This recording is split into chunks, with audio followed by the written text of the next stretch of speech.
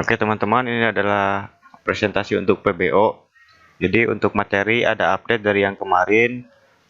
Diusahakan untuk memahami alur dari proses ini dan alur kerjanya.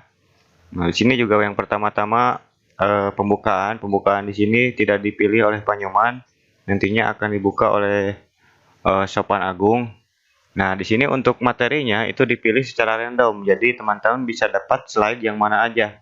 Jadi untuk antisipasinya, semua slide harus dipahami dan bisa menjelaskannya. Nah, di sini saya akan memberikan contoh slide per slide yang paling penting.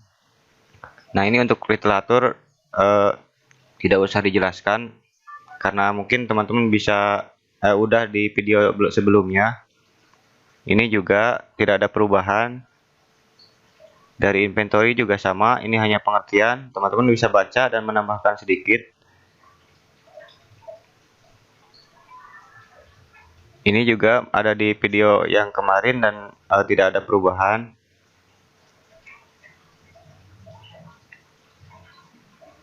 Nah, untuk ini saya terangkan sekali lagi untuk rumusan masalah di sini.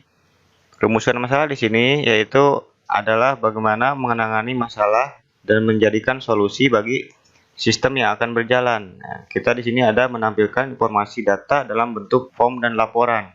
Nah, apabila sebelumnya ini berupa teks atau berupa form secara manual kertas, nah untuk sistem ini kita dibentuk sebuah form dari aplikasi dan juga sebuah report. Nah, jadi keuntungannya yaitu efektif dan efisien.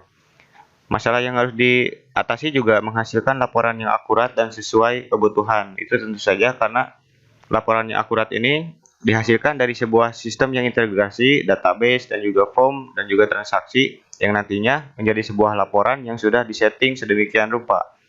Mengontrol item barang yang masuk dan dikelola.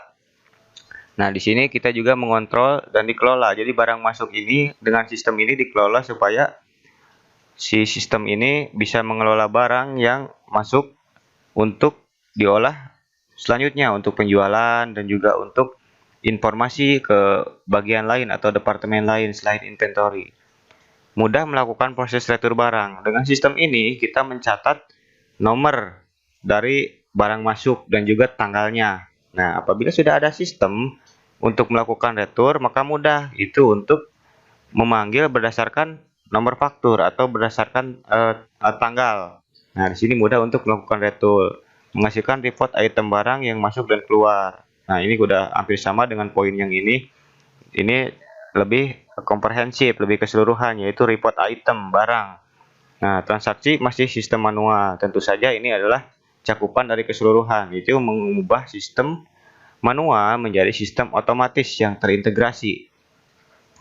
Nah, ini sangat penting, tolong dijelaskan dengan lugas supaya teman-teman kita yang menonton tahu bahwa di sini ada batasan-batasan masalah dari sistem kita ini. Sistem informasi ini tidak mengatur tentang hubungan manajemen dan hubungan pemasaran secara menyeluruh. Nah, kita di sini ini maksud menyeluruh ini kita memang mengatur stok, tapi kita juga tidak mengatur pembiayaan tentang stok itu. Nah, juga kita manajemen stok, tapi kita tidak memanajemen secara keseluruhan. Misalkan di gudang kan ada user, nah juga kita tidak mengatur tentang absensi user dan juga penggajian user. Nah, sistem informasi ini bersifat sebagai manajemen stok barang. Jadi memanage stok barang, ya, ada yang masuk dan keluar, dan juga di sini manajemen ini dimasukkan ke batasan karena tidak termasuk biaya, ya, biaya pengiriman, biaya kedatangan dan yang lainnya. Nah, di sini juga sistem tidak mengatur tentang pembelian purchase order dari bagian purchasing ke supplier. Maksudnya di sini kita hanya memberikan informasi barang yang kurang karena penjualan. Maksudnya karena barang laku, jadi stoknya berkurang dan menipis. Nah, kita informasikan barang-barang yang kurang itu apa ke purchasing. Untuk dibuat apa? Untuk dibuat purchase request atau purchase order, yang nantinya kita juga akan menginput purchase order itu ke dalam data barang masuk.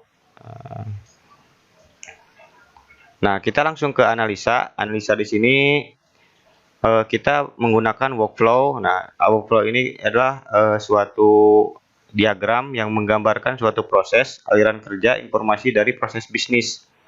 Nah, yang pertama workflow ini workflow sistem berjalan. Jadi sebelum ada sistem alur kerja ini udah berjalan. Intinya ini masih manual, tidak usah diserangkan terlalu banyak karena kita akan menerangkan ini workflow yang akan kita buat. Nah, ini harus dijelaskan bahwa ini adalah sebuah workflow. Workflow ini mempunyai partisipan. Nah, partisipan di sini kita ada 4, supplier, purchasing, inventory, dan customer. Nah, lambang-lambang di sini juga tolong diterangkan. Lambang dengan rangkap ini adalah dokumen rangkap. Apabila 1 itu dokumennya 1.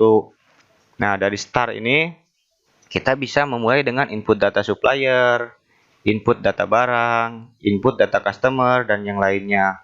Nah, prosesnya di sini purchase order itu di luar scope dari sistem kita, tetapi nanti kita akan memberikan informasi kepada purchasing tentang stok barang kosong. Nah, purchase order atau purchase request ini akan menjadi dokumen order barang pada si supplier.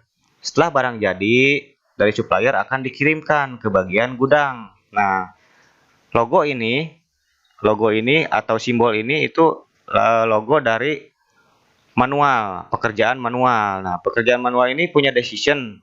Apabila yang ini contohnya cek penerimaan barang. Apabila barangnya NG, no good atau rusak, nah kita akan melakukan retur pembelian barang. Yang kotak ini adalah simbol dari proses. Nah, retur barang itu larinya kemana? Ke supplier lagi. Apabila penerimaan barang oke, itu akan menjadi barang masuk. Nah, logo ini atau simbol ini adalah artinya penyimpanan database atau tabel. Nah, akan jadi barang masuk ke barang. Nah, dari barang ini juga sama, kita input customer menjadi tabel customer, input supplier menjadi tabel supplier, penjualan barang juga jadi tabel, dan outputnya dari semua ini adalah laporan. Jadi semua output dari tabel-tabel itu menjadi laporan dan selesai. Itu alurnya. Nah, use case kita untuk pemetaan penggunaan program, kita menggunakan use case di sini. Use case di sini adalah diagram yang digunakan untuk menggambarkan secara ringkas yang menggunakan program dan interface di dalam program yang bisa digunakan. Nah, jelaskan komponen dari use case itu apa aja. Yang pertama aktor. Nah, aktor ini adalah orang-orang yang menggunakan atau yang berhubungan dengan sistem. Di sini ada admin dan user. Nah, yang bulat ini adalah interface. Interface ini adalah sebuah sistem atau sistem atau kegunaan dari sistem. Nah, mengapa ini dibagi-bagi? Karena ada suatu prioritas. Prioritas dari admin adalah membuat laporan, menginput data customer, data supplier. Nah, dan di sini juga ada user. User ini kita ibaratkan bisa menjadi seorang kasir ataupun operator gudang. Nah, di sini kita menggunakannya user. Prioritasnya yaitu untuk input data barang masuk. Saya ulangi, yang bulat ini adalah interface. Nah, yang kotak ini adalah package dari sistem. Ada input, transaksi, dan juga laporan. Bisa dibaca di sini selanjutnya. Nah, ini adalah yang kuning ini adalah intinya melakukan proses berbentuk transaksi termasuk laporannya. User, admin, operator hak akses penuh. Nah, di sini ada garis ke sini itu karena si admin ini mempunyai hak akses penuh terhadap sistem. Jadi dia prioritasnya input data, tapi dia juga bisa melakukan transaksi. Nah, IRD di sini ini sudah kita pelajari. IRD itu adalah dari namanya saja Entity Relationship Diagram. Entity entitas, diagram itu adalah diagram ya, jadi gambaran. Jadi merelasikan entitas-entitas. Nah, ini adalah entitas secara menyeluruh dan juga termasuk cakupan program ya atau cakupan sistem. Ini adalah entitas dari sistem kita yang terintegrasi dengan relasi-relasi dan juga bentuk atau sifat dari relasi tersebut, one to many, many to many, dan many to one. Nah, di sini ada garis putus-putus, di sini scope. atau cakupan. Nah, cakupan kita tidak ke purchasing. Kita hanya memberikan informasi ke purchasing. Dan juga purchase order itu di luar dari sistem kita. Wah, iya kayak itu. Nah, dari sini kita terangkan nih si IRD itu secara detail. Nah, ini adalah IRD-nya. Ini ada apa sih? Oh, bro? Realisasi dari IRD ini. Nah, kita terangkan, user mendata stok barang, sifatnya one to many, karena satu user mendata stok barang minim. Stok barang minim itu termasuk laporan barang yang berisikan barang. Nah, diinformasikan kepada pihak purchasing, dan barang ini master brand juga merupakan barang. Nah, realisasinya yaitu ini TB user, TB permintaan, dan detail permintaan ini termasuk stok barang minim. Ini mempunyai detailnya karena satu permintaan bisa mempunyai banyak barang. Dari tabel barang ini, nah relasi ini juga bentuknya enforce. Jadi enforce ini apabila kode barang tidak terdapat di sini, juga tidak akan terdapat di detail minta. Dan di sini juga kita ada grouping, ya, grouping berdasarkan merek nih. Jadi ada satu merek bisa memiliki banyak kode barang. Jadi misalkan Samsung menjadi Samsung Galaxy T7, Samsung Frame, dan yang lainnya. Berikutnya adalah tentang barang masuk dan barang keluar. Nah, kita terangkan di sini barang masuk dan retur pembelian. Nah, retur pembelian di sini atau barang masuk ini berawal dari purchase order yang dilakukan oleh purchasing. Nah, ke supplier. Tentu saja supplier akan melakukan pengiriman barang. One to many. Satu supplier bisa mengirim banyak barang. Nah, pengiriman barang ini akan mengupdate stok. Update stok apa? Kuantitinya. Jadi apabila stok oke, itu akan menjadi barang masuk, detail barang masuk. Apabila stok buruk atau rusak, itu akan menjadi retur pembelian barang. Nah, dan juga di sini relasinya nih. Supplier mengirim barang. Nah, apabila barang oke, detail barang masuk dari sini. TB supplier. Di sini juga ada relasinya ke TB barang masuk. TB barang masuk, jadi satu kali pengiriman mempunyai banyak barang. Nah, ini makanya ada detail masuk. Apabila NG atau no good atau rusak, nah ada retur beli. Nah, retur beli ini memiliki banyak barang juga. Jadi satu kali retur kita bisa meletur banyak barang. Dan jangan lupa terintegrasi ada log ya. Jadi TB user selalu terlibat dalam form-form berbentuk transaksi. Mengapa? Karena supaya mengetahui yang melakukan retur siapa, terus yang melakukan penerimaan barang atau memasukkan barang siapa. Jadi kode user ini selalu terintegrasi. Nah, apabila sudah keseluruhan, nantinya bentuknya akan jadi seperti ini. Ini adalah relasi screenshot dari database relasi dari program kita. Nah, tadi udah diterangkan satu persatu karena barang masuk itu prosesnya itu hampir sama dengan barang keluar di sini. Jadi menerangkannya juga sama. Nah, ada flowchart di sini. Jadi penggunaan programnya secara keseluruhan menggunakan flowchart ya. Flowchart itu kan bagian alir dari atau prosedur sistem dari sebuah logika dari sistem.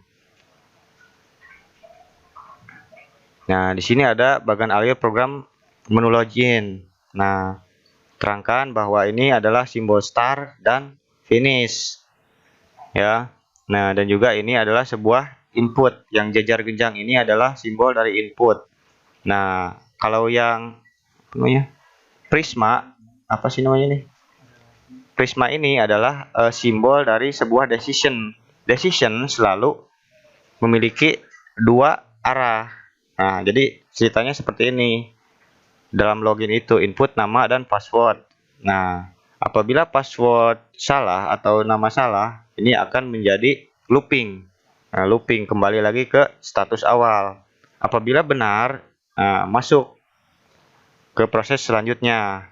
Nah, kita lari ke A. Nah, nyambung dari sini adalah ini adalah simbol dari konektor halaman dari sebuah flowchart. Nah, di sini ada banyak proses, tetapi ingat terangkan satu saja karena supaya tidak terlalu panjang gitu. Karena sama aja, kita memilih yang mana juga sama prosesnya. Jadi penerangannya seperti ini. Memilih menu, ini ada, saya ingatkan lagi, simbol dari input ya. Nah, memilih menu, misalkan pilih master. Ini larinya akan ke halaman 1, yaitu untuk menerangkan master.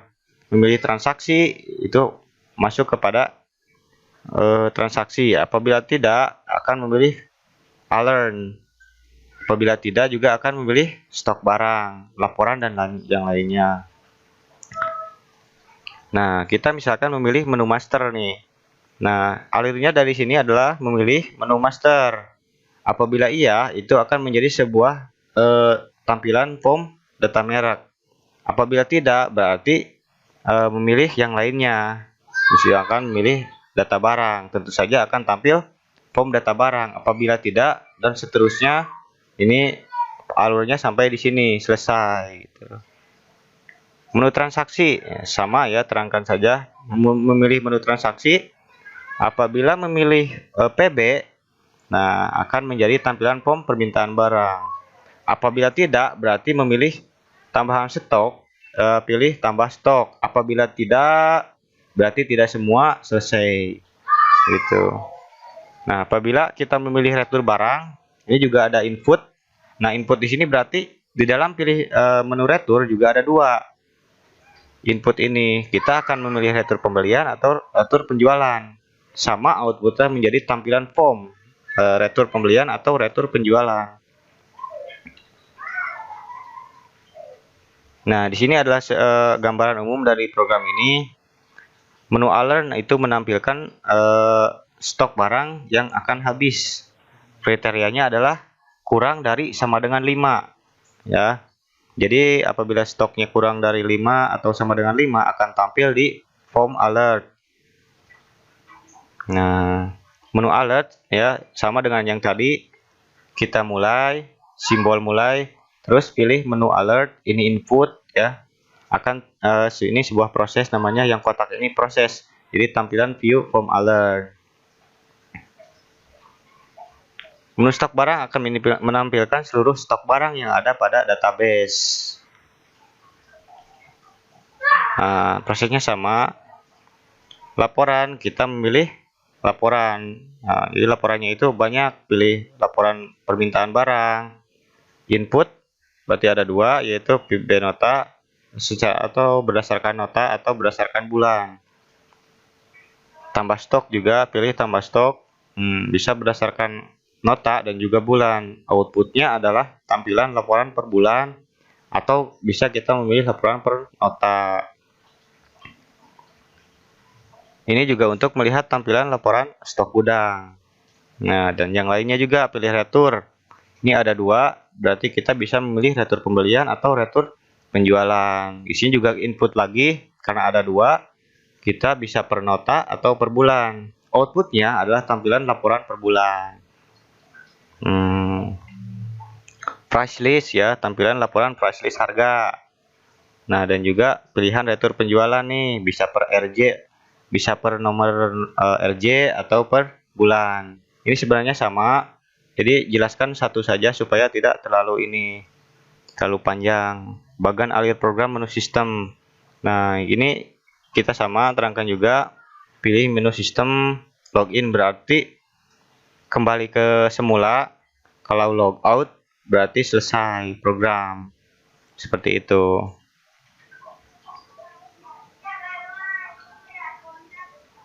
Oke, terima kasih. Mohon teman-teman untuk memahami dan juga mengingat kembali apa yang sudah dijelaskan di atas, dan semoga presentasi kita sukses. Terima kasih.